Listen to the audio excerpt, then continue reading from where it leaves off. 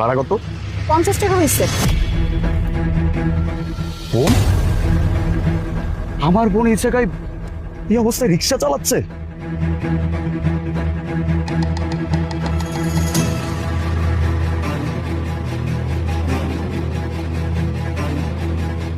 আপু এই যে আপনার ভাড়া।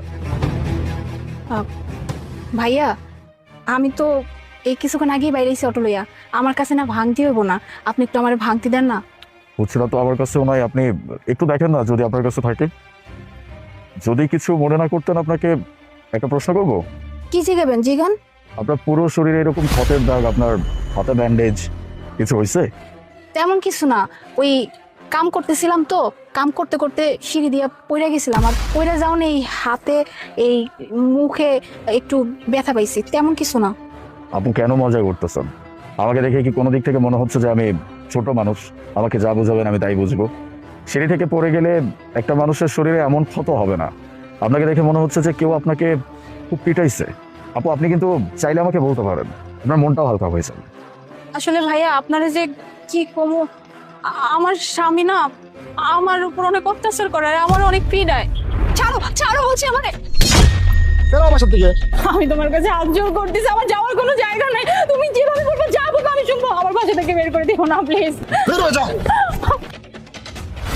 আমার অনেক মারে জানেন, যখন মারে ওর কোনো বুঝ জ্ঞান থাকে না যে কেমনে মারতেছে, কোথায় মারতেছে। যে দেখতে পাইতেছেন না আমার এই হাত, আমার হাতটা না মস্ত হয়ে গেছে, আমি হাতটা ঠিক মতো নড়াইতেও পারি না। তারপর দেন এই যে মুখে এই কপালে এমন এমন করে চট থাপ্পড় দিছে, আমার দেয়ালে আমার জোরে বাড়ি দিছে, আমার কপাল পর্যন্ত ফাইটে গেছে, আমার অনেক মারে অনেক। আপু আপনার হাজবেন্ড আপনার উপরে এত অত্যাচার করে, আপনি এখনো ওখানে কেন পড়ে আছেন? আপনি আপনার বাবা মার কাছে চলে যান। না ভাইয়া, চাইলে আমি আমার পরিবারের কাছে যাইতে পারি না? যে মানুষটা আমারে এত অত্যাচার করে, এত মারপিট করে আমারে, এই মানুষটার আমি ভালোবেসে বিয়ে করছিলাম, আর আমার আমি পরিবারের বিপক্ষে যে মানুষটারে ভালোবাসছিলাম, আমার পরিবার রাজি ছিল না। আমার পরিবারের সবাই কইছিল তুই এই ছেলের বিয়ে করিস না, এই ছেলে তোর জন্য সঠিক না, আমার মা, আমার বাবা, আমার ভাই। কিন্তু আমি তাকে কথা শুনি নাই, আমি শুধু এই মানুষটার কথা ভাবছি। ওই যে অনেক ভালোবাসছি, আমি মনে করছি মানুষটার লোকে গেলে মনে হয় আমি অনেক শান্তিতে থাকতে পারবো। বিয়ের পর ওর আসল রূপটা আমি দেখতে পেয়েছি, বিশ্বাস করেন। ও আমার প্রতি এত অত্যাচার করে, এত অত্যাচার করে, একটা রাস্তার কুকুরের সাথে না এরকম অত্যাচার কেউ করতে পারে না।